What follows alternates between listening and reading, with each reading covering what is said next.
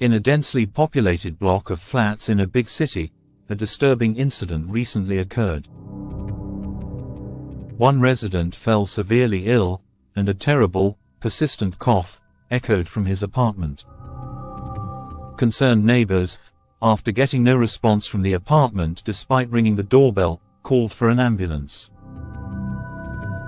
The resident refused to open the door, but the relentless coughing continued. Soon, a foul odor began to spread, and other residents started coughing as well.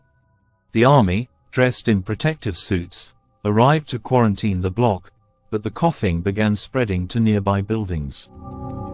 Panic gripped the entire town as sinister rumors swirled, fueling fears of an uncontrollable outbreak.